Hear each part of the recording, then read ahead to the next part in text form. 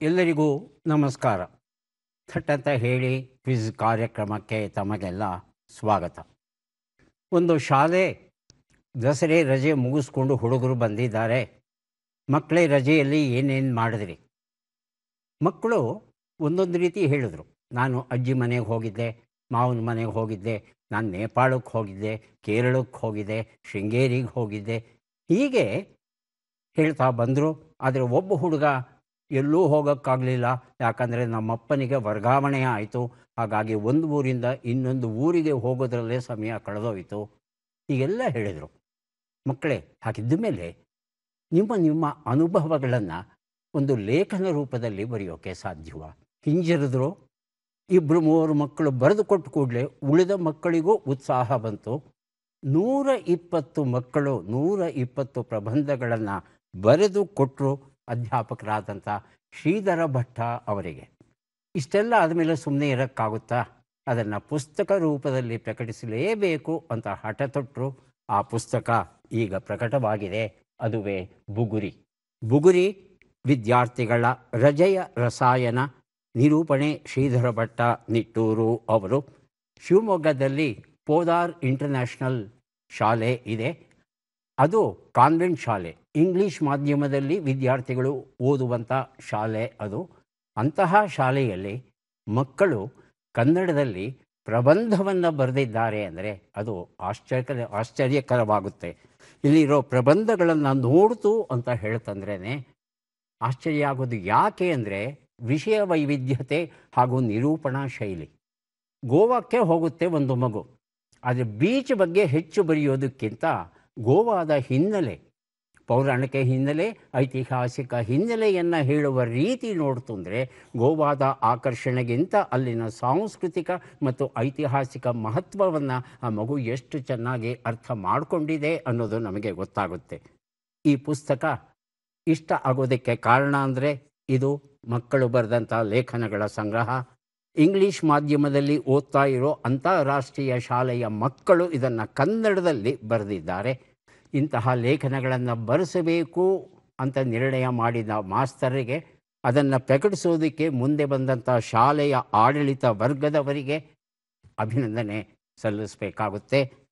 ಇಂತಹ ಪ್ರಯತ್ನವನ್ನು ನಾಡಿನ ಇತರ ಶಾಲೆಗಳಲ್ಲೂ ಸಹ ಈ ಪ್ರಯತ್ನವನ್ನು ಕೈಗೊಂಡ್ರೆ ನಿಜಕ್ಕೂ ನಮ್ಮ ಮಕ್ಕಳ ಎಡ ಅರೆಗೋಳ ಬಲ ಅರೆಗೋಳ, ವಿಜ್ಞಾನ ಗಣಿತದ ಜೊತೆಗೆ ಸಾಹಿತ್ಯ ಸಂಗೀತ ಎರಡೂ ಸಹ ಸುಧಾರಣೆಗೆ ಬರುತ್ತೆ. ಶ್ರೀಧರ ಭಟ್ಟ ಹಾಗೂ ಆ ವಿದ್ಯಾರ್ಥಿಗಳನ್ನು ಅಭಿನಂದಿಸ್ತಾ ಇವತ್ತಿನ ಕಾರ್ಯಕ್ರಮವನ್ನು ಆರಂಭಿಸ್ತಾ ಇದ್ದೇವೆ. ಸ್ಪರ್ಧಿಗಳ ಪರಿಚಯ. ಮೊದಲ ಸ್ಪರ್ಧಿ. ಎಲ್ರಿಗೂ ನಮಸ್ಕಾರ. ನಾನು ಗೀತಾ ವಿನಯ್, PU ಕಾಲೇಜಿನಲ್ಲಿ ಅಧ್ಯಾಪಕಿಯಾಗಿ ಕೆಲಸ ಮಾಡ್ತಿದ್ದೇನೆ. ನನ್ನ ಹವ್ಯಾಸ ಅಂದರೆ ಕನ್ನಡ ಪುಸ್ತಕಗಳನ್ನ ಕೊಂಡು ಓದುವಂಥದ್ದು. ಗೀತಾ ವಿನಯ್ ಅವರಿಗೆ ಸ್ವಾಗತವನ್ನು ಕೋರ್ತಾ ಇದ್ದೇವೆ. ಮುಂದಿನ ಸ್ಪರ್ಧಿ. ಎಲ್ರಿಗೂ ನಮಸ್ಕಾರ. ನನ್ನ ಹೆಸರು BR ಕಾಂತರಾಜು ಅಂತೇಳಿ ಬೆಂಗಳೂರಿನಿಂದ ಬಂದಿದ್ದೀನಿ. ಸಾಂಸ್ಕೃತಿಕ ಚಟುವಟಿಕೆಗಳಲ್ಲಿ ಭಾಗವಹಿಸಬೇಕು ಅಂತ ತುಂಬ ಆಸೆ, ಆದ್ದರಿಂದ ಇಲ್ಲಿ ಬಂದಿದ್ದೀನಿ ನಾನು. ಕಾಂತರಾಜು ಅವರಿಗೆ ಸ್ವಾಗತವನ್ನು ಕೋರ್ತಾ ಇದ್ದೇವೆ. ನಮ್ಮ ಮುಂದಿನ ಸ್ಪರ್ಧಿ. ಎಲ್ಲರಿಗೂ ನಮಸ್ಕಾರ. ನನ್ನ ಹೆಸರು ವಸುಧಾ ಗೋಪಿನಾಥ್ ಅಂತ. ನಾನು ಬೆಂಗಳೂರಿಂದನೇ ಬಂದಿದ್ದೇನೆ. ನನ್ನ ಹವ್ಯಾಸ ಪುಸ್ತಕಗಳನ್ನು ಓದುವುದು. ವಸುಧಾ ಅವರಿಗೆ ಸ್ವಾಗತವನ್ನು ಕೋರ್ತಾ ಇದ್ದೇವೆ. ಮೂವರು ಸಿದ್ಧವಾಗಿದ್ದರೆ ಕಾರ್ಯಕ್ರಮ ಆರಂಭಿಸೋಣ. ಮೊದಲಿಗೆ ನಿಯಮಗಳನ್ನು ಒಮ್ಮೆ ನೋಡಿಬಿಡೋಣ. ಒಟ್ಟು 10 ಪ್ರಶ್ನೆಗಳು. ಮೊದಲು ಬಜರ್ ಒತ್ತಿದವರಿಗೆ ಉತ್ತರ ನೀಡುವ ಅವಕಾಶ. ಪ್ರತಿ ಸರಿ ಉತ್ತರಕ್ಕೆ ಒಂದು ಪುಸ್ತಕ ಬಹುಮಾನ. ಆಯ್ಕೆಗಳು ಬರುವ ಮೊದಲೇ ಬಜರ್ ಒತ್ತಿ ಸರಿ ಉತ್ತರ ನೀಡಿದರೆ 2 ಪುಸ್ತಕ ಬಹುಮಾನ. 100 ಅಂಕ ಗಳಿಸಿದವರಿಗೆ ಒಂದು ಪುಸ್ತಕ ವಿಶೇಷ ಬಹುಮಾನ. ನಕಾರಾತ್ಮಕ ತಂತ್ರಗಳಿಗೆ ಅವಕಾಶವಿಲ್ಲ. ಇಂದಿನ ಕಾರ್ಯಕ್ರಮದ ಮೊದಲ ಪುಸ್ತಕ, ಮೊದಲ ಪ್ರಶ್ನೆಯನ್ನು ಈಗ ನೋಡೋಣ. ಮಹಾಬಲ ಸೀತಾಳಬಾವಿ ಅವರು ಬರೆದ ಮ್ಯಾನೇಜ್ಮೆಂಟ್ ಕಥೆಗಳು ಯಶಸ್ಸಿಗೆ 150 ಅಡ್ಡದಾರಿಗಳು ಅಂತ ಹೇಳ್ತಾರೆ ಮಹಾಬಲ ಅವರು. ನಮ್ಮ ಮೊದಲ ಪ್ರಶ್ನೆ ಈಗ ಬಂತು. ಪ್ರಶ್ನೆಯನ್ನು ನೋಡೋಣ. ಭಾರತದಲ್ಲಿ ರಜಪೂತರು ಮುಖ್ಯವಾದ ಕ್ಷತ್ರಿಯರು. ರಜಪೂತ ಎನ್ನುವ ಶಬ್ದದ ಅರ್ಥವೇನು? ಆಯ್ಕೆಗಳನ್ನು ನೋಡೋಣ. ದೈವಾಂಶ ಸಂಭೂತರು, ಮೂಲ ಕ್ಷತ್ರಿಯರು, ಮಹಾರಾಜನ ಮಕ್ಕಳು, ಮಹಾವೀರರು. ಬಜರುತಿ ಉತ್ತರವನ್ನು ಕೊಡಿ. ಮೊದಲಿಗೆ ವಸುಧಾ, ಆನಂತರ ಕಾಂತರಾಜ್. ಆಯ್ಕೆ 4. ಆಯ್ಕೆ 4 ಮಹಾವೀರರು. ಕಾಂತರಾಜ್. ಆಯ್ಕೆ 3 ಸರ್. ಆಯ್ಕೆ 3 ಮಹಾರಾಜನ ಮಕ್ಕಳು. ಉತ್ತರವನ್ನು ನೋಡೋಣ. ಸರಿಯಾದ ಉತ್ತರ ಮಹಾರಾಜನ ಮಕ್ಕಳು ಆಗಿತ್ತು. ಹಾಗಾಗಿ ಮ್ಯಾನೇಜ್ಮೆಂಟ್ ಕಥೆಗಳ ಈ ಪುಸ್ತಕವನ್ನು ಕಾಂತರಾಜು ಅವರಿಗೆ ಕೊಟ್ಟಿದ್ದೇವೆ. ಈ ರಜಪೂತ ಅಂತ ನಾವೇನು ವಾಡಿಕೆಯಲ್ಲಿ ಬಳಸ್ತೇವೆ ಈ ಶಬ್ದ, ಇದರ ಮೂಲ ಅರ್ಥ ರಾಜ ಪ್ಲಸ್ ಪುತ್ರ, ರಾಜಪುತ್ರ ಅನ್ನೋದು ಮೂಲ ಶಬ್ದ. ಆದರೆ ಜನರ ಬಾಯಲ್ಲಿ ಇದು ರಾಜಪೂತ ಆಗಿ ಕೊನೆಗೆ ರಜಪೂತ ಆಗಿ ನಿಂತಿದೆ. ಇವರನ್ನು ಠಾಕೂರರು ಅಂತ ಮತ್ತೊಂದು ಹೆಸರಿಂದ ಕರೆಯೋದು ಉಂಟು. ನಮ್ಮ ಭಾರತದ ಇತಿಹಾಸದಲ್ಲಿ 12ರಿಂದ 16ನೇ ಶತಮಾನ ಏನಿದೆ, ಈ ಶತಮಾನದಲ್ಲಿ ರಾಜಪೂತರ ಸುವರ್ಣಕಾಲ ಅಂತ ಕರೀಬಹುದು. ಅಷ್ಟು ವಿಜೃಂಭಣೆಯಿಂದ ಇವರು ಬೆಳಗುತ್ತಾರೆ. ವಿಶೇಷವಾಗಿ ಉತ್ತರ ಭಾರತದಲ್ಲಿ ಕಂಡುಬರ್ತಾರೆ ಇವರು. ಉತ್ತರ ಮತ್ತು ಪಶ್ಚಿಮ ಭಾರತದಲ್ಲಿ, ಪೂರ್ವ ಭಾರತ ಮತ್ತು ದಕ್ಷಿಣ ಭಾರತದಲ್ಲಿ ರಾಜಪೂತರು ಸ್ವಲ್ಪ ಅಪರೂಪ ಅಂತಲೇ ಹೇಳಬಹುದು. ಮುಂದಿನ ಪುಸ್ತಕ ಅಯೋಧ್ಯಾಕಾಂಡ. ಜಗದೀಶ್ ಶರ್ಮ ಸಂಪ ಬರೆದಿರುವಂಥ ಪುಸ್ತಕ. ನಮ್ಮ ಪ್ರಶ್ನೆ: ಇಸ್ರೋ ತನ್ನ PSLV C60 ಪೋಯಂ 4 ಮೂಲಕ ಯಾವ ಸಸ್ಯದ ಬೀಜಗಳನ್ನು ಬಾಹ್ಯಾಕಾಶಕ್ಕೆ ಕಳುಹಿಸಿ ಅವನ್ನು ಮೊಳಕೆಯೊಡೆಸಿದೆ? ಅದು ತಿಳ್ಕೋಬೇಕಾಗಿದೆ. ಆಯ್ಕೆಗಳು: ಅವರೆ, ಅಲಸಂದೆ, ಬಟಾಣಿ, ಹುರುಳಿ. ಮೊದಲಿಗೆ ಕಾಂತರಾಜು, ಆನಂತರ ವಸುಧಾ. 3ನೇ ಆಯ್ಕೆ. 3ನೇ ಆಯ್ಕೆ ಬಟಾಣಿ. ಹೇಳಿ ವಸುಧಾ. 4ನೇ ಆಯ್ಕೆ. 4ನೇದು ಹುರುಳಿ. ಸರಿಯಾದ ಉತ್ತರವನ್ನು ಈಗ ನೋಡೋಣ. ಸರಿಯಾದ ಉತ್ತರ ಅಲಸಂದೆ ಆಗಿತ್ತು. ಇದನ್ನು ವಿಘ್ನ ಆಂಗ್ವಿಕ್ಯುಲೇಟಾ ಅಂತ ನಾವು ಕರಿತೇವೆ. ಅಲಸಂದೆಯಲ್ಲಿ ಸಾಮಾನ್ಯವಾಗಿ 3 ನಮೂನೆ ಉಂಟು: ಕಪ್ಪು ಬಣ್ಣದ್ದು, ಬಿಳಿ ಬಣ್ಣದ್ದು ಮತ್ತು ಕೆಂಪು ಬಣ್ಣದ್ದು. ಈ ಅಲಸಂದೆ ಬೀಜಗಳನ್ನು ತಗೊಂಡು ಹೋಗಿ ಬಾಹ್ಯಾಕಾಶದಲ್ಲಿ ಅವನ್ನು ಬಿತ್ತಿದಾಗ 4 ದಿನಗಳಾದ ಮೇಲೆ ಅದು ಮೊಳಕೆ ಹೊಡಿತಂತೆ. ಈ ಒಂದು ಪ್ರಯೋಗ ಸೂಕ್ಷ್ಮ ಗುರುತ್ವಾಕರ್ಷಣೆ ಅಥವಾ ಮೈಕ್ರೋಗ್ರಾವಿಟಿ ಅಂತ ಹೇಳ್ತೇವೆ. ಇಂತಹ ಒಂದು ಪರಿಸರದಲ್ಲಿ ಈ ಅಲಸಂದೆ ಕುಡಿಯೊಡೆದಿದೆ ಅಂದರೆ ಮುಂದೆ ನಮ್ಮ ಸಾಹಸಗಳು ಏನಿದೆ, ಪ್ರಯೋಗಗಳು ಏನಿದೆ, ಅದು ಯಶಸ್ವಿಯಾಗೋ ದಿಶೆಯಲ್ಲಿ ಸಾಗ್ತಾ ಇದೆ ಅಂತ ಹೇಳಬಹುದು. SL ಭೈರಪ್ಪ ಅವರು ಬರೆದಂಥ ಯಾನ ಕಾದಂಬರಿಯನ್ನು ಓದಿದವರಿಗೆ ಇದು ಗೊತ್ತಾಗುತ್ತೆ. ತಿಂಗಳುಗಟ್ಟಲೆ, ವರ್ಷಗಟ್ಟಲೆ, ಕೆಲವು ಸಲ ಬಾಹ್ಯಾಕಾಶ ಯಾನವನ್ನು ಮಾಡುವಾಗ ನಮಗೆ ಬೇಕಾದ ಆಹಾರ ಪದಾರ್ಥಗಳನ್ನು ನಾವೇ ಬೆಳೆದುಕೊಳ್ಳುವಂಥ ಸ್ಥಿತಿ ಬರುತ್ತೆ. ಅಂತಹ ದಿನಗಳಿಗೆ ಆರಂಭದ ಹಂತದಲ್ಲಿ ಈ ರೀತಿ ಬೀಜಗಳನ್ನು ಮೊಳಕೆಯೊಡಿಸುವ ಪ್ರಯತ್ನವನ್ನು ಮಾಡಿ ಯಶಸ್ಸನ್ನು ಗಳಿಸಿದ್ದೇವೆ. ಜೋಗಿ ಅವರು ಬರೆದ ಮಗಳಿಗೆ ಬರೆದ ಪತ್ರಗಳು ಎನ್ನುವ ಪುಸ್ತಕ. ನಮ್ಮ ಪ್ರಶ್ನೆ: ಜೊಳ್ಳೆಲವು ಆಸ್ಟಿಯೋಪೊರೋಸಿಸ್ ತೀವ್ರವಾದಾಗ ಸಾಮಾನ್ಯವಾಗಿ ಮೊದಲು ಮುರಿಯುವ ಮೂಳೆ ಯಾವುದು? ಆಯ್ಕೆಗಳನ್ನು ನೋಡೋಣ. ಸೊಂಟ, ಬೆನ್ನುಮೂಳೆ, ಭುಜಫಲಕ, ಮಣಿಕಟ್ಟು. ಮೊದಲಿಗೆ ಗೀತಾ ವಿನಯ್, ಆನಂತರ ಕಾಂತರಾಜು. ಮಣಿಕಟ್ಟು ಆಯ್ಕೆ 4. ಕಾಂತರಾಜು ಮಣಿಕಟ್ಟು ಸರ್. ಮಣಿಕಟ್ಟು. ಉತ್ತರವನ್ನು ನೋಡೋಣ. ಆದರೆ ಸರಿಯಾದ ಉತ್ತರ ಸೊಂಟ, ಹಿಪ್ ಬೋನ್ ಅಂತ ನಾವು ಹೇಳ್ತೇವೆ. ಆ ಕೀಲಾಗಲಿ ಅಥವಾ ಮೂಳೆ ಆಗಲಿ ಒಂದು ನೆಪ ಅಷ್ಟೇ, ಕೆಳಗೆ ಬಿದ್ದರಪ್ಪ ಮುರಿದೋಯ್ತು. ಯಾಕಂದರೆ ವಯಸ್ಸಾಗ್ತಾ ಇದ್ದ ಹಾಗೆ ಮೂಳೆ ಜೊಳ್ಳಾಗುತ್ತೆ. ಇದು ಒಂದು ರೀತಿ ಮೂಳೆ ಎಷ್ಟು ಉತ್ಪಾದನೆಯಾಗ್ತಾ ಇರುತ್ತೋ ಅಷ್ಟೇ ನಾಶವಾಗ್ತಾ ಇರುತ್ತೆ. ಇದು ನಿರಂತರವಾಗಿ ನಡೆಯುವಂಥ ಒಂದು ಚಕ್ರಕ್ರಿಯೆ ಇದು. ಆದರೆ ಒಂದು ಸಲ 35 ವರ್ಷಗಳು ಆಗ್ತಾ ಇದ್ದ ಹಾಗೆ ಉತ್ಪಾದನೆ ಕಡಿಮೆಯಾಗ್ತಾ ಹೋಗುತ್ತೆ, ನಾಶವಾಗುವ ಪ್ರಕ್ರಿಯೆ ಹೆಚ್ಚಾಗುತ್ತೆ, ಬಹಳ ನಿಧಾನಕ್ಕೆ ನಡೆಯುತ್ತೆ. ಆ ಸಂದರ್ಭದಲ್ಲಿ ಕೆಲವು ಕ್ರಮಗಳನ್ನು ಕೈಗೊಂಡು ವಿಟಮಿನ್ ಡಿ ಮತ್ತು ಕ್ಯಾಲ್ಶಿಯಂ ಸಾಕಷ್ಟು ಸೇವಿಸ್ತಾ ನಡಿಬೇಕು ಅಂದರೆ ದೈಹಿಕ ಚಟುವಟಿಕೆಗಳಲ್ಲಿ ಸದಾ ತೊಡಗಬೇಕು, ಒಂದು ಕಡೆ ಕೂತಿರಬಾರ್ದು. ಹೀಗೆ ಮಾಡ್ತಾ ಇದ್ದರೆ ಆ ನಾಶವಾಗುವ ವೇಗ ಇದೆಯಲ್ಲ ಅದು ಕಡಿಮೆಯಾಗುತ್ತೆ. ಇಲ್ಲೇ ಹೋದರೆ ಅಕಾಲಿಕವಾಗಿ ಮೂಳೆ ಮುರಿಯುವ ಸಾಧ್ಯತೆ ಉಂಟು, ಕೂಡೋದು ಬಹಳ ಕಷ್ಟ. ಮುಂದಿನ ಪುಸ್ತಕ ಟಿಕೆಟ್ ಇಲ್ಲ, ಪ್ರಯಾಣ ನಿಲ್ಲಲ್ಲ. ಸಬೂಹಿ ಜಿವಾನಿ ಬರೆದ ಪುಸ್ತಕವನ್ನು ಕನ್ನಡಕ್ಕೆ ತಂದಿದ್ದಾರೆ ಅಬ್ಬೂರು ಪ್ರಕಾಶ್. ಪ್ರಶ್ನೆಯನ್ನು ನೋಡೋಣ. ಭಾರತದಲ್ಲಿ ಬದ್ರಿನಾಥ್, ಕೇದಾರನಾಥ್, ಗಂಗೋತ್ರಿ ಮತ್ತು ಯಮನೋತ್ರಿಗಳು ಪ್ರಧಾನವಾಗಿ ಹಿಮಾಲಯದ ಯಾವ ಭಾಗದಲ್ಲಿ ಕಂಡುಬರುತ್ತವೆ? ಆಯ್ಕೆಗಳನ್ನು ನೋಡೋಣ. Greater Himalaya, Kumaon Himalaya, Tibetan Himalaya, Garhwal Himalaya. ಬಜರುತ್ತೆ ಉತ್ತರವನ್ನು ಕೊಡಿ. ಮೊದಲಿಗೆ ಕಾಂತರಾಜು, ನಂತರ ಗೀತಾ ವಿನಯ್.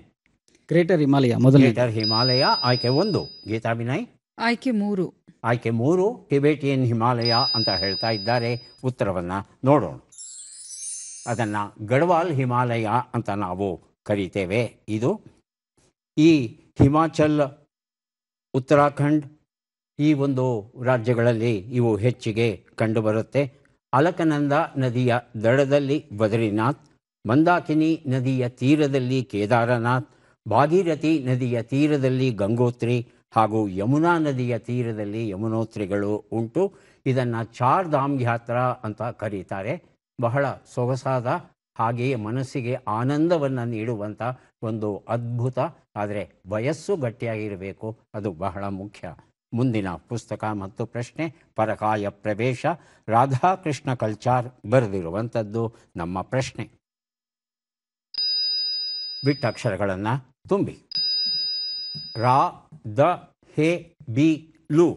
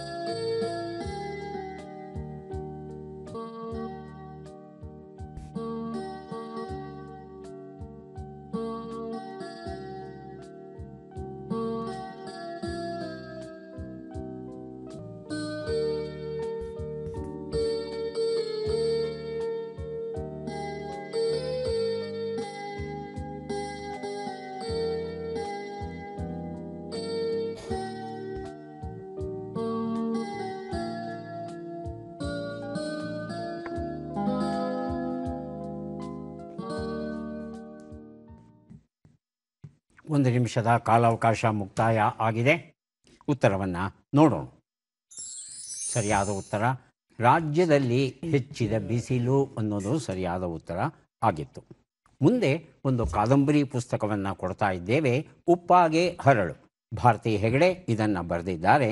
ನಮ್ಮ ಪ್ರಶ್ನೆ ಈಗ ಬಂತು. ಈ ಕೆಳಗಿನ ಲೆಕ್ಕಗಳನ್ನು ಪೂರ್ಣಗೊಳಿಸಿ ಉತ್ತರಗಳನ್ನೆಲ್ಲ ಕೂಡಿ ಅಂತಿಮ ಉತ್ತರವನ್ನು ನೀಡಿ.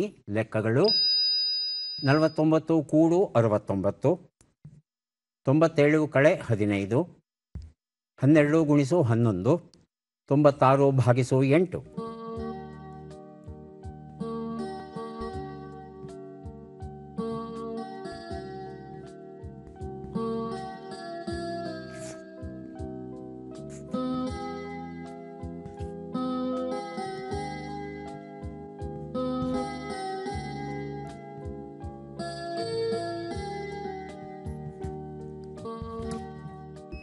ಬಜರುತ್ತಿದ್ದಾರೆ ಕಾಂತರಾಜು. 444 ಸರ್.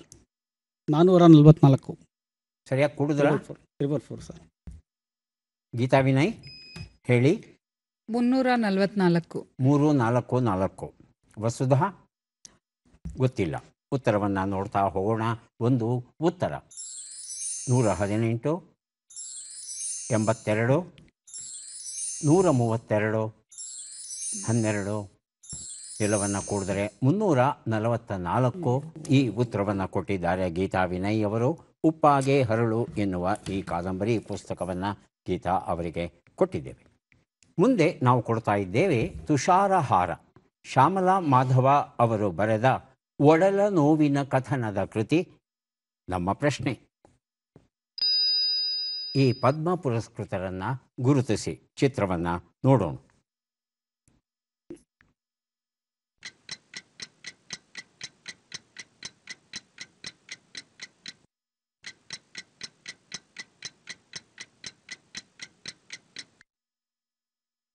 ಆಯ್ಕೆಗಳು ನಲ್ಲಿ ಕುಪ್ಪುಸ್ವಾಮಿ ಚೆಟ್ಟಿ, ಪುರಿಸೈ ಕಣ್ಣಪ್ಪ ಸಂಬಂಧನ್, ಲಕ್ಷ್ಮೀಪತಿ ರಾಮಸುಬ್ಬ ಅಯ್ಯರ್, ರಾಧಾಕೃಷ್ಣನ್ ದೇವಸೇನಪತಿ. ಬಜರತಿ ಉತ್ತರವನ್ನು ಕೊಡಿ. ಊಹೆ ಮಾಡಬಹುದು. ಮೊದಲಿಗೆ ವಸುಧಾ, ಆನಂತರ ಕಾಂತರಾಜು. ಆಯ್ಕೆ 2. ಆಯ್ಕೆ 2 ಪುರಿಸೈ ಕಣ್ಣಪ್ಪ ಸಂಬಂಧನ್ ಅಂತ ಹೇಳ್ತಾ ಇದ್ದಾರೆ. ಕಾಂತರಾಜು. ಆಯ್ಕೆ 1 ಸರ್, ನಲ್ಲಿ ಆಯ್ಕೆ 1 ನಲ್ಲಿ ಕುಪ್ಪುಸ್ವಾಮ ಚೆಟ್ಟಿ. ಉತ್ತರವನ್ನು ನೋಡೋಣ. ನಲ್ಲಿ ಕುಪ್ಪುಸ್ವಾಮ ಚೆಟ್ಟಿ ಉತ್ತರ ಸರಿಯಾಗಿದೆ. ಕಾಂತರಾಜು ಅವರಿಗೆ ತುಷಾರಹಾರ ಎನ್ನುವ ಈ ಒಂದು ಪುಸ್ತಕವನ್ನು ಕೊಟ್ಟಿದ್ದೇವೆ. ಪದ್ಮಭೂಷಣ ಗೌರವ ದೊರೆತಿದೆ ನಲ್ಲಿ ಅವರಿಗೆ. ಇವರು ನಲ್ಲಿ ಸಿಲ್ಕ್ ಅಂತಕ್ಕಂಥ ಒಂದು ಉದ್ಯಮ, ಜವಳಿ ಉದ್ಯಮದಲ್ಲಿದ್ದಾರೆ. ಇವರ ಉತ್ಪನ್ನಗಳೆಲ್ಲ ನಲ್ಲಿ ಸಿಲ್ಕ್ ಅನ್ನೋ ಹೆಸರಲ್ಲಿ ಬಹಳ ಬಹಳ ಪ್ರಸಿದ್ಧವಾಗಿವೆ. ಇವರು ಕೇವಲ ಒಬ್ಬ ಉದ್ಯಮಿ ಅಲ್ಲ, ಕೊಡುಗೈ ದಾನಿ ಇವರು. ಅದಕ್ಕಿಂತಲೂ ಮಿಗಿಲಾಗಿ ಇವರು ಲೇಖಕರು. ಸುಮಾರು 68 ಪುಸ್ತಕಗಳನ್ನು ಈಗಾಗಲೇ ಪ್ರಕಟಿಸಿದ್ದಾರಂತೆ. 2003ರಲ್ಲಿ ಇವರಿಗೆ ಪದ್ಮಶ್ರೀ ಗೌರವ ದೊರೆತಿತ್ತು. ಹಾಗೆಯೇ ಮದ್ರಾಸಲ್ಲಿ ಇವರಿಗೆ ಕಲೈಮಾಮಣಿ ಅನ್ನೋ ಒಂದು ಗೌರವವನ್ನು ಕೊಟ್ಟಿದ್ದಾರೆ. ಇದಲ್ಲದೆ ಅನೇಕ ಸಂಘ ಸಂಸ್ಥೆಗಳ ಪ್ರಶಸ್ತಿಯನ್ನು ಗಳಿಸಿದ್ದಾರಂತೆ ನಲ್ಲಿ ಕುಪ್ಪುಸ್ವಾಮಿ ಚೆಟ್ಟಿ ಅವರು. ಮುಂದಿನ ಪುಸ್ತಕ ಗೌತಮ ಅವರು ಬರೆದ ಪಯಣ ಎನ್ನುವ ಒಂದು ಕಾದಂಬರಿ ಪುಸ್ತಕ. ಪ್ರಶ್ನೆ: ಈ ಅಕ್ಷರಗಳನ್ನು ಸರಿಯಾಗಿ ಜೋಡಿಸಿ. ಅಕ್ಷರಗಳು: ನ, ಜಿ, ಸ, ಯಾ, ದ್ರ, ನ, ವ, ಮು.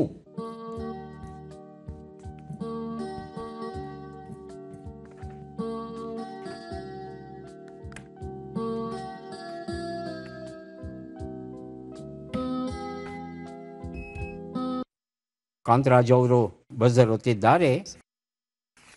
ಜೀವನಯಾನ ಸಮುದ್ರ. ಹ? ಜೀವನಯಾನ ಸಮುದ್ರ. ಜೀವನಯಾನ ಸಮುದ್ರ.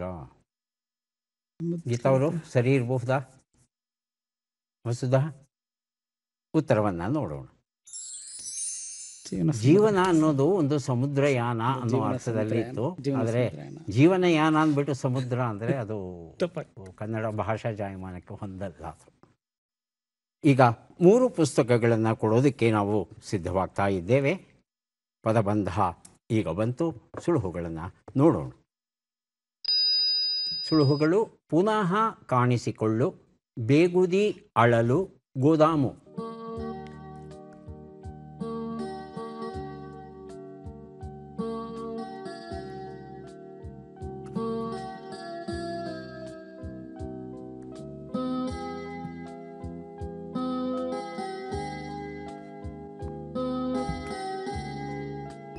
ಮರಳಿ ಕಾಣು.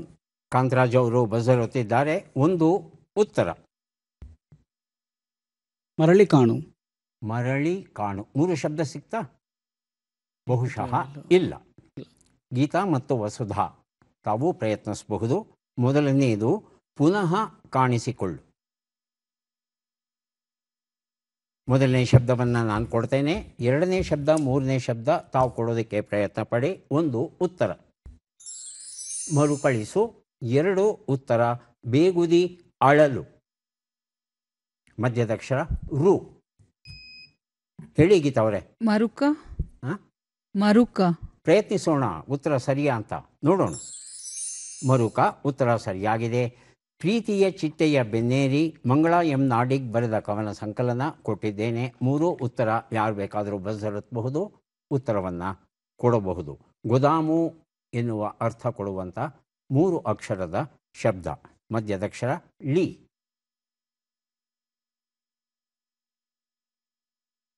ಉತ್ತರವನ್ನು ನೋಡೋಣ. ಮಳಿಗೆ ಅನ್ನೋದು ಸರಿಯಾದ ಉತ್ತರ ಆಗಿತ್ತು. ಈಗ ಬಂದಿದ್ದೇವೆ ಕಾರ್ಯಕ್ರಮದ ಕೊನೆಯ ಘಟ್ಟಕ್ಕೆ. ಚಟ್ಪಟ್ ಚಿನ್ಕುರುಳಿ. 5 ಪ್ರಶ್ನೆಗಳು. ಮೊದಲ ಅವಕಾಶ ಗೀತಾ ಅವರಿಗೆ ದೊರೆಯುತ್ತಾ ಇದೆ. ಸಿದ್ಧವಾಗಿದ್ದರೆ ಆರಂಭಿಸ್ತೇವೆ. ಮೊದಲ ಪ್ರಶ್ನೆ: ಸಂತೆ ಮುಗಿ ಎಂಬ ನುಡಿಗಟ್ಟಿನ ಅರ್ಥವೇನು? ಕಾಲಮೀರು, ಸಾಲಮೀರು. ಕಾಲಮೀರು. ಮುಂದಿನ ಪ್ರಶ್ನೆ: ಬಾಣಗಳನ್ನಿಡುವ ಕೋಶ ಎಂಬ ಅರ್ಥವನ್ನು ಕೊಡುವ ಶಬ್ದ ಯಾವುದು? ತೂಣೀರ, ತರಣೀಧರ. ತುಣೀರ. ಮುಂದಿನ ಪ್ರಶ್ನೆ: ಅಜ್ಞಾತವಾಸದಲ್ಲಿ ನಕುಲನ ಗುಪ್ತನಾಮವೇನು? ಜಯತ್ಸೇನ, ದ್ಯುಮತ್ಸೇನ? ಜಯತ್ಸೇನ. ಮುಂದಿನ ಪ್ರಶ್ನೆ. ಈ ಗಾದೆಯನ್ನು ಪೂರ್ಣಗೊಳಿಸಿ. ಸೀಗೆ ಮೆಳೆಲಿ. ಮುಂದಿನ ಪ್ರಶ್ನೆ. ಈ ಒಗಟನ್ನು ಬಿಡಿಸಿ.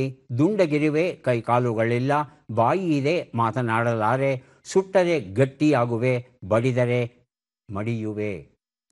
ಮೊಟ್ಟೆ. ಮೊಟ್ಟೆ. ಬಾಯಿದೆಯಾ ಮೊಟ್ಟೆಗೆ? ಗೊತ್ತಿಲ್ಲ ನನಗೆ. ಉತ್ತರವನ್ನು ನೋಡ್ತಾ ಹೋಗೋಣ. ಒಂದು ಉತ್ತರ ಸಂತೆ ಮುಗಿ ಕಾಲ ಮೀರು ಸರಿಯಾಗಿದೆ. ಎರಡನೇ ಪ್ರಶ್ನೆಗೆ ಉತ್ತರವನ್ನು ನೋಡೋಣ. ತೂಣೀರ ಸರಿಯಾಗಿದೆ. ಮೂರನೇ ಪ್ರಶ್ನೆಗೆ ಉತ್ತರ ಜಯತ್ಸೇನ ಸರಿಯಾಗಿದೆ.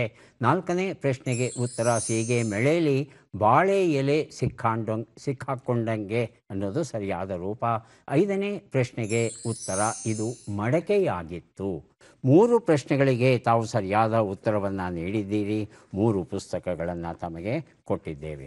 ಕಾಂತರಾಜು ಅವರಿಗೆ ಅವಕಾಶ ಬರ್ತಾ ಇದೆ. ಸಿದ್ಧವಾಗಿದ್ದರೆ ಪ್ರಶ್ನೆಗಳನ್ನು ಕೇಳ್ತೇವೆ. ಮೊದಲ ಪ್ರಶ್ನೆ.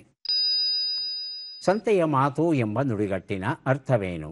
ಅನಧಿಕೃತ ಮಾತು, ಅಧಿಕೃತ ಮಾತು? ಅಧಿಕೃತ ಮಾತು. ಮುಂದಿನ ಪ್ರಶ್ನೆ. ಸಾರ, ಸತ್ವ ಎಂಬ ಅರ್ಥವನ್ನು ಕೊಡುವ ಶಬ್ದ ಯಾವುದು? ಬನಿ, ಪನಿ? ಬನಿ. ಮೊದಲನೇದ ಎರಡನೇದ? ಬನಿ ಮೊದಲನೇದು. ಮೊದಲನೇದು. ಮೂರನೇ ಪ್ರಶ್ನೆ. ಅಜ್ಞಾತವಾಸ ಕಾಲದಲ್ಲಿ ನಕುಲನಿಗೆ ಜಯತ್ಸೇನ ಎನ್ನುವ ಹೆಸರಿನ ಜೊತೆಯಲ್ಲಿ ಮತ್ತೊಂದು ಹೆಸರಿತ್ತು. ಅದು ಯಾವುದು? ದಾಮಗ್ರಂಥಿ, ಶ್ಯಾಮಗ್ರಂಥಿ? ದಾಮಗ್ರಂಥಿ. ಮುಂದಿನ ಪ್ರಶ್ನೆ. ಈ ಗಾದೆಯನ್ನು ಪೂರ್ಣಗೊಳಿಸಿ. ಸಿಂಹದ ಮುಂದೆ.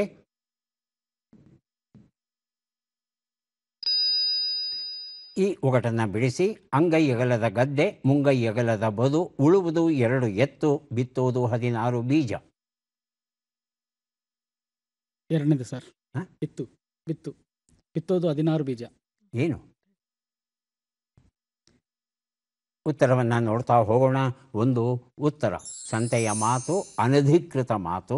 ಎರಡನೇ ಪ್ರಶ್ನೆಗೆ ಉತ್ತರ ಬನಿ ಸರಿಯಾಗಿದೆ. ಮೂರನೇ ಪ್ರಶ್ನೆಗೆ ಉತ್ತರ ದಾಮಗ್ರಂಥಿ ಸರಿಯಾಗಿದೆ. ನಾಲ್ಕನೇ ಪ್ರಶ್ನೆಗೆ ಉತ್ತರ ಸಿಂಹದ ಮುಂದೆ ಸಿಂಗಳೀಕವೇ? ಐದನೇ ಪ್ರಶ್ನೆಗೆ ಉತ್ತರ ಇದು ಪಗಡೆಯ ಹಾಸು, 2 ದಾಳ 16 ಕಾಯಿಗಳು. ಇದು ಸರಿಯಾದ ಉತ್ತರ ಆಗಿತ್ತು. 2 ಪ್ರಶ್ನೆಗಳಿಗೆ ತಾವು ಸರಿಯಾದ ಉತ್ತರ ನೀಡಿದ್ದೀರಿ. ಹಾಗಾಗಿ 2 ಪುಸ್ತಕವನ್ನು ತಮಗೆ ಕೊಟ್ಟಿದ್ದೇವೆ. ಈಗ ಅವಕಾಶ ವಸುಧಾ ಅವರಿಗೆ ದೊರೆಯುತ್ತಾ ಇದೆ. ಸಿದ್ಧವಾಗಿದ್ದರೆ ಪ್ರಶ್ನೆಗಳನ್ನು ಆರಂಭಿಸ್ತೇವೆ. ಮೊದಲ ಪ್ರಶ್ನೆ. ಸಂತೆಯ ಸುದ್ದಿ ಎಂಬ ನುಡಿಗಟ್ಟಿನ ಅರ್ಥವೇನು? ಪ್ರಚಾರ, ಅಪಪ್ರಚಾರ? ಅಪಪ್ರಚಾರ. ಮುಂದಿನ ಪ್ರಶ್ನೆ. ಅವಮಾನ, ಭಂಗ ಎಂಬ ಅರ್ಥವನ್ನು ಕೊಡುವ ಶಬ್ದ ಯಾವುದು? ಬನ್ನ, ಬದ್ದು? ಬದ್ದು. ಮುಂದಿನ ಪ್ರಶ್ನೆ. ಅಜ್ಞಾತವಾಸ ಕಾಲದಲ್ಲಿ ಸಹದೇವನ ಹೆಸರೇನಾಗಿತ್ತು? ತಂತಿಪಾಲ, ತಂತ್ರಿಪಾಲ? ಮುಂದಿನ ಪ್ರಶ್ನೆ. ಈ ಗಾದೆಯನ್ನು ಪೂರ್ಣಗೊಳಿಸಿ. ರಟ್ಟೆ ಮುರಿದು ರೊಟ್ಟಿ ತಿನ್ನು. ಮುಂದಿನ ಪ್ರಶ್ನೆ. ಈ ಒಗಟನ್ನು ಬಿಡಿಸಿ. ಗೋಡೆಯ ಮೇಲೆ ಕರಿ ರೊಟ್ಟಿ? ಅದು ಹಚ್ತಾರಲ್ಲ, ಏನು? ಹಸುಂದು ಇದನ್ನ ತೆಗ್ದು ಹಸುದು ಏನು? ಕುರುಳುಲು ಅಥವಾ ಏನ? ಕುರುಳು? ಕುರುಳು. ಹೇಳಿ ಹೇಳಿ, ಸರಿಯಾಗಿದೆ ಹೇಳಿ. ಶಗಣೆದ್ದು ಇದನ್ನ ತಟ್ತಾರಲ್ಲ, ಅದಕ್ಕೆ ಅದನ್ನೇ, ಅದ್ರ ಹೆಸರು ಉಂಟಲ್ವಾ? ಬೆರಣೆ ಅಂತೇನೆ. ಬೆರಣಿ ಅಂತ ಹೇಳ್ತಾರೆ, ಕುರುಳು ಅಂತ ಹೇಳ್ತಾರೆ. ಅದು ಸರಿ ಇರಬಹುದಾ? ಸರಿ ಇರ್ಬೋದು. ಸರಿ ಇರಬಹುದು. ಉತ್ತರವನ್ನು ನೋಡ್ತಾ ಬರೋಣ. ಒಂದು ಉತ್ತರ ಸಂತೆಯ ಸುದ್ದಿ, ಅಪಪ್ರಚಾರ ಸರಿಯಾದ ಉತ್ತರ ಕೊಟ್ಟಿದ್ದೀರಿ. ಎರಡನೇ ಪ್ರಶ್ನೆಗೆ ಉತ್ತರ ಬನ್ನ, ತಾವು ಬದ್ದು ಅಂತ ಹೇಳಿದರೆ. ಮೂರನೇ ಪ್ರಶ್ನೆಗೆ ಉತ್ತರ ಅದು ತಂತಿಪಾಲ ಆಗಿತ್ತು, ಉತ್ತರ ಕೊಡಲಿಲ್ಲ ತಾವು. ನಾಲ್ಕನೇ ಪ್ರಶ್ನೆಗೆ ಉತ್ತರ ರಟ್ಟೆ ಮುರಿದು ರೊಟ್ಟಿ ತಿನ್ನು, ಕಟ್ಟೆ ಹಾಕಿ ಅನ್ನ ಉಣ್ಣು ಅನ್ನೋದು ಸರಿಯಾದ ರೂಪ. ಐದನೇ ಪ್ರಶ್ನೆಗೆ ಉತ್ತರ ಬೆರಣಿ, ಕುರುಳು ಅಂತಕ್ಕಂಥ ಮತ್ತೊಂದು ಶಬ್ದವು ಕನ್ನಡದಲ್ಲಿ ಉಂಟು. 2 ಪುಸ್ತಕಗಳನ್ನು ತಮಗೆ ಕೊಡ್ತಾ ಇದ್ದೇವೆ. ಯಾರಿಗೆ ಎಷ್ಟು ಪುಸ್ತಕ ಬಂದಿದೆ ಅದನ್ನು ನೋಡುವ ಕ್ಷಣ ಈಗ ಬಂತು. ಗೀತಾ ಅವರಿಗೆ ದೊರೆಯುತ್ತಾ ಇದೆ 3, 2, 5 ಪುಸ್ತಕಗಳನ್ನು ಸ್ವೀಕರಿಸಿ ಕಾರ್ಯಕ್ರಮದಲ್ಲಿ ಭಾಗಿಯಾಗಿದ್ದಕ್ಕೆ ತಮಗೆ ಧನ್ಯವಾದಗಳನ್ನು ಅರ್ಪಿಸ್ತಾ ಇದ್ದೇವೆ. ಧನ್ಯವಾದಗಳು. ಕಾಂತರಾಜು ಅವರಿಗೆ 4 ಪುಸ್ತಕ ಸಿಗ್ತಾ ಇದೆ, ಸ್ವೀಕರಿಸಿ. ಅಭಿನಂದನೆಗಳು.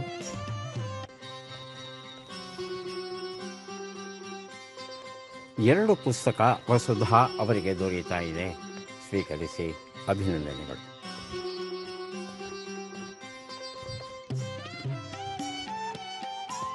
ಒಬ್ಬ ಮನುಷ್ಯನ ತಲೆಯಲ್ಲಿ ಎಷ್ಟು ಕೂದಲಿರಬಹುದು?